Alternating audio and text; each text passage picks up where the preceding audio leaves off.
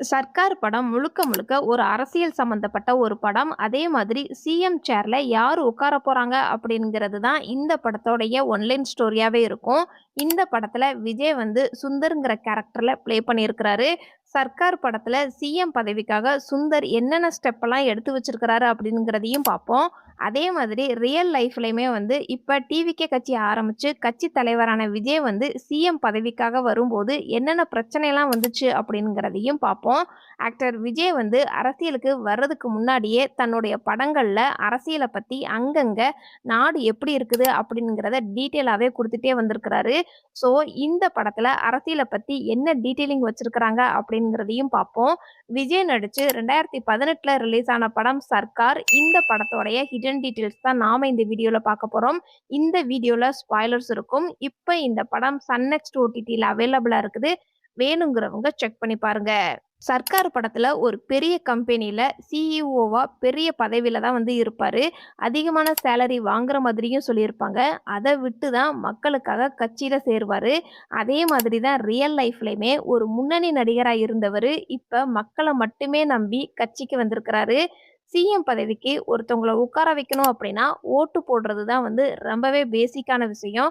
So, ஒவ்வொரு ஓட்டும் எந்த அளவுக்கு முக்கியம் அப்படிங்கிறத இந்த படத்துல பேசியிருப்பாங்க. கள்ள ஓட்டுங்கிறது நம்ம நாட்டுல எத்தனையோ தடவ நடந்திருந்தாலும், எக்ஸாம்பிளுக்கு நம்மளுடைய ஓட்டு கள்ள ஓட்டா போட்டிருந்தாங்க அப்படின்னா, அத யாரோ ஒருத்தவங்க ஓட்டு போட்டுட்டாங்க அப்படின்னு சொல்லிட்டு, நம்ம எந்த ஒரு ஸ்டெப்புமே எடுக்காம வீட்டுக்கு போயிடுவோம். ஆனா, அதையுமே இந்த படத்துல சிவாஜியோடைய ஓட்டு 1991ல கள்ள ஓட்டு போட்டுட்டாங்கன்னு சொல்லப்பட்டுச்சு. ஸோ, அதையுமே இந்த படத்துல மென்ஷன் பண்ணியிருப்பாங்க. இந்த படத்து மூலமா தான் 49 பத்தி நம்ம எல்லாருக்குமே தெரியும். நோட்டா அப்படிங்கிற ஆப்ஷன் அது. ஆனா செக்ஷன் 49 பத்தி விஜயோட சர்க்கார் படம் மூலமா தான் எல்லா இடத்துலயுமே பேசப்பட்டுச்சுன்னு சொல்லலாம். எல்லா மக்களுக்குமே புரியிற மாதிரி இந்த படத்துல வசனங்களும் வச்சிருப்பாங்க. இந்த ஒரு சீன்ல ஒரு ஓட்டுனால என்ன மாறிட போகுது அப்படின்னு கேட்பாங்க. அதுக்கு ஒவ்வொரு ஓட்டுமே ரொம்பவே முக்கியம் சார் அப்படின்னு சொல்லியிருப்பாரு. அதுக்கு அவ்வளோ அழகா எக்ஸாம்பிளுக்கு அமெரிக்கால தாய்மொழி இங்கிலீஷா, ஜெர்மனான்னு ஓட்டு எடுப்பு நடத்தின அப்ப ஒரே ஒரு ஓட்டுல தான் சார் இங்கிலீஷ்னு முடிவாச்சு. பிரான்ஸ்ல ராணுவ ஆட்சியா, மக்களாட்சியான்னு ஓட்டெடுப்புல ஒரே ஒரு ஓட்டுல தான் மக்களாட்சின்னு முடிவாச்சு. ஸோ ஒரு ஓட்டுனால தலையெழுத்தே மாறலாம் அப்படிங்கிறதையும், ஸோ ஒவ்வொரு ஓட்டுமே ரொம்ப முக்கியமான ஓட்டு அப்படிங்கிறத இந்த படம் மூலமா தான் புரிய வச்சிருப்பாங்க. அதே மாதிரி இந்த படத்தோட இடையில ஃபர்ஸ்ட்டு மாசிலாமணியோட கேரக்டருக்கு ஆப்போசிட்ல தான் சுந்தர் வந்து ஒரே ஒரு தொகுதியில மட்டும் தான் போட்டியிடலாம் அப்படின்னு நினைச்சிருப்பாரு. அப்புறம் மாசிலாமணி வந்து லென்த்தா ஒரு டயலாக் பேசியிருப்பாரு. தமிழ்நாட்டுல இருக்கிற பிரச்சனை எல்லாத்தையுமே தீர்த்தோம் அப்படின்னா, மக்கள் வந்து நமக்கு அடிமையா இருக்க மாட்டாங்க அப்படின்னு ஒரு லென்த்தா ஒரு டயலாக் பேசியிருப்பாரு. ஸோ, அதுக்கப்புறம் தான் 234 தொகுதியிலயுமே நான் போட்டியிட போறேன் அப்படின்னு சொல்லி முடிவெடுத்ததுக்கு அப்புறம் மக்கள வந்து அடிச்சு காயப்படுத்துற மாதிரி காட்டியிருப்பாங்க படத்துல.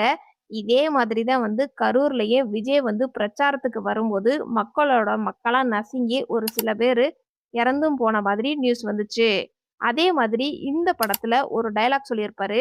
ஜனநாயகம் இன்னும் சாகலங்கிற நம்பிக்கை 5 வருஷத்துக்கு ஒரு தடவ நடக்கிற தேர்தல்லையும், அப்பப்ப கிடைக்கிற நியாயமான தீர்ப்புனாலயும் மட்டும் தான் கொஞ்சமாவது மிச்சம் இருக்குது. இவங்கள மாதிரி கீழ்த்தனமான ஆளுங்கனால தான் இந்தியா வந்து ஜனநாயகத்துக்கு மேல மக்களுக்கு நம்பிக்கை போயிடக்கூடாது மை லார்ட். சுந்தர் வந்து இந்த ஒரு சீன்ல இந்த மாதிரிலாம் டயலாக் பேசியிருப்பாரு. அதே மாதிரி தான் கரூர்ல நடந்த விஷயத்திலயுமே விஜய் மேல எந்த தப்புமே இல்ல அப்படிங்கிற மாதிரியும் கேஸ் தீர்ப்பாச்சு. இந்த படத்துல 49 மட்டும் பத்தி பேசாம விவசாயம், மீனவர்களோட பிரச்சனைகளையும் பேசியிருப்பாரு. புதுக்கோட்டையில ஹைட்ரோ கார்பன் பிரச்சனையில அங்க இருக்கிறவங்களே இங்க ஓடி வராங்கன்னு சொல்றதா இருக்கட்டும், திருநெல்வேலியில கந்துவட்டி பிரச்சனை, செங்கல்பட்டுல கூலிப்பட பிரச்சனை, தஞ்சாவூர்ல மீத்தேன், காஞ்சிபுரத்துல மணல் கொள்ளை, காவேரி தண்ணி வரல, 32 டிஸ்ட்ரிக்ட்லயும் 32 பிரச்சனை, சொந்த ஊர்லயே அகதியா வாழ்ந்துகிட்டு இருக்கிறோம்னு தமிழ்நாட்டுல இருக்கிற ஒரு சில பிரச்சனைகளை இந்த படத்துலயும் பேசியிருப்பாரு. டிவிகே கட்சி தலைவரான விஜய் வந்து பிரச்சாரம் பண்ணும்போது என்ன சொல்லியிருக்கிறாரு அப்படின்னா, தேர்தல் நாள் அன்னைக்கு நீட்டா பக்காவா கிளம்பி சாமியெல்லாம் கும்பிட்டுட்டு உங்களுடைய ஓட்டர் ஐடி எடுத்துக்கிட்டு போய் ஓட்டு போடுங்க அப்படின்னு சொல்லி பிரச்சாரம் பண்ணிக்கிட்டு இருக்கிறாரு.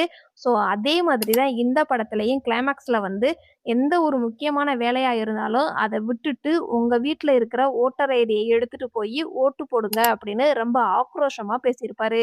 டிவிகே கட்சி தலைவரான விஜய் வந்து ஒவ்வொரு பிரச்சாரத்திலுமே வந்து கைய நீட்டி நீட்டி தான் வந்து பேசுறாரு. அதே மாதிரி தான் இந்த படத்திலயும் வந்து ஒவ்வொரு தடவையும் ஸ்டேஜ் ஏறும்போது கைய நீட்டிக்கிட்டே தான் வந்து ஸ்டேஜ் ஏறுற மாதிரி காட்டியிருக்கிறாங்க. அதே மாதிரி பிரச்சாரத்துல விஜய் வந்து 234 தொகுதிகளையும் வந்து நான் கரெக்டான ஆளா பார்த்து தான் வந்து செலக்ட் பண்ணியிருக்கிறேன். வேட்பாளர்கள் யாருமே பணக்காரவங்கலாம் கிடையாது. நம்ம வீட்ல இருக்கிற ஒருத்தர தான் வேட்பாளரா நான் நிக்க வச்சிருக்கிறேன். ஸோ விஜய் வேற, வேட்பாளர் வேற அப்படிங்கிறது எல்லாம் கிடையாது. விஜய் தான் வேட்பாளர், வேட்பாளர் தான் விஜய் அப்படின்லாம் சொல்லி பிரச்சாரத்துல சொல்லிக்கிட்டு இருக்கிறாரு. அதே மாதிரி தான் சர்க்கார் படத்துலயுமே வந்து வேட்பாளர செலக்ட் பண்றதுக்கு 234 சின்னம், 234 தொகுதிக்கு வேட்பாளரா இருப்பாங்க. அதுவும் அந்தந்த தொகுதிகள்ல இருக்கிற மக்களே அந்த தொகுதி வேட்பாளர வந்து செலக்ட் பண்ற மாதிரியும் அழகா காட்டியிருப்பாங்க. ஆனா, இன்னொரு பக்கம் டிவிகே கட்சியில வேட்பாளரே சரியில்ல அப்படின்னு ஒரு இஷ்யூவும் போய்க்கிட்டு இருக்குது. பிரச்சாரத்துல டிவிகே தலைவரான விஜய் வந்து இனிமேலும் இலவச பொருட்கள்லாம் நமக்கு வேண்டாம். கொடுக்குற பணத்த நீங்க வாங்கிக்கோங்க. ஏன்னா, அது உங்க பணம். ஆனா ஓட்டு மட்டும் டிவிகேக்கு போடுங்க. எல்லாருமே நல்லா இருப்போம், நல்லா இருப்போம் அப்படின்னு பிரச்சாரம் பண்ணிக்கிட்டு இருக்கிறாரு. அதே மாதிரி தான் படத்துலயுமே வந்து இந்த டிவி, மிக்ஸி எல்லாத்தையும் வெளியில தூக்கி போடுற மாதிரி ஒரு சீன் வச்சிருப்பாங்க. படத்துல சிஎம் பதவிக்கு நிக்கும்போது தேர்தல் ஆணையத்துல போய் ஒரு சில பேப்பர்ஸ்லாம் கொண்டு போய் குடுப்பாங்க. அப்ப பேப்பர்ஸ்ல எந்த ஒரு பிரச்சனையுமே இருக்காது. அப்ப அவர் என்ன சொல்லியிருப்பாரு அப்படின்னா, "நான் எல்லா பேப்பருமே வந்து கரெக்ட்டா குடுத்துட்டேன். மிஸ்டேக் இருக்குது அப்படின்னு சொல்லிட்டு கம்ப்ளைண்ட் வரக்கூடாதுன்னு சொல்லி தான் வந்து குடுப்பாரு." அதே மாதிரி தான் ரியல் லைஃப்லயுமே வந்து டிவிகே கட்சி தலைவரான விஜய் வந்து தேர்தல் ஆணையத்துல எவ்வளவு சொத்து இருக்குது அப்படிங்கிறத சப்மிட் பண்ணியிருப்பாரு. அதுலயுமே வந்து பிரச்சாரம் பண்ணும்போது மக்களுக்காக எல்லாத்தையும் விட்டுட்டு வந்தேன் அப்படின்னு சொல்லியிருந்திருப்பாரு. ஆனா இவ்வளவு கோடிக்கணக்குல சொத்து இருக்குது அப்படிங்கிற ஒரு இஷ்யூவும் ஒரு பக்கம் போய்க்கிட்டு இருக்குது. சர்க்கார் படத்துல சுந்தரோட நியூஸ் தான் வந்து ரொம்பவே ஹைலைட்டா எல்லா டிவி சேனல்லையுமே ஓடுற மாதிரி காட்டியிருப்பாங்க. அதே மாதிரி தான் ரியல் லைஃப்லயுமே டிவிகே கட்சி தலைவரான விஜயோடைய நியூஸ் தான் வந்து ஹெட்லைனா சொத்து இவ்வளவு இருக்குது, divorce case, Karur case, Vijay வண்டி பின்னாடியே இளைஞர்கள் ஓடி வர நியூஸு, விஜயோடைய வேட்பாளர் சரியில்லைங்கிற நியூஸு, இந்த மாதிரி நியூஸ் சேனல ஓப்பன் பண்ணாலே ஹெட்லைனா ஓடிட்டு இருக்குது. டிவிகே தலைவரான விஜய் வந்து பிரச்சாரத்துல மக்களுடைய பணத்தை நான் எடுத்துக்கவே மாட்டேன். எல்லாமே நான் மக்களுக்காண்டி தான் வந்து செய்ய போறேன் அப்படின்னு சொல்லிக்கிட்டே இருக்கிறாரு. அதே மாதிரி தான் இந்த படத்துலயுமே வந்து அவருடைய சின்னம் வந்து ஏணியா இருக்கும். ஏணிய வச்சு நான் அதுல ஏறி போக மாட்டேன். மக்களாகிய நீங்க தான் அதுல ஏறி போகணும். அப்படிங்கிற மாதிரி ஒரு டயலாக் சொல்லியிருப்பாரு. சர்க்கார் படத்துல கிளைமாக்ஸ்ல வேட்பாளர் ஜெயிச்சு வந்திருப்பாங்க. அப்ப யாரு சிஎம் ஆகலாம் அப்படின்னு எல்லாரும் பேசிக்கிட்டு இருக்கும்போது, அவருடைய காஸ்டியூம் பார்த்தோம் அப்படின்னா, ஒயிட் கலர் ஷர்ட்டும், கிரே கலர் பேண்ட் மாதிரி போட்டிருப்பாரு.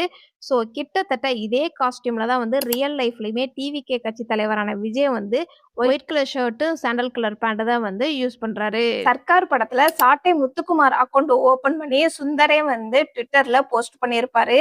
அப்ப எல்லாருமே வந்து சாட்டை முத்துக்குமார் தான் வந்து போஸ்ட் பண்ண மாதிரி நினைச்சிருப்பாங்க.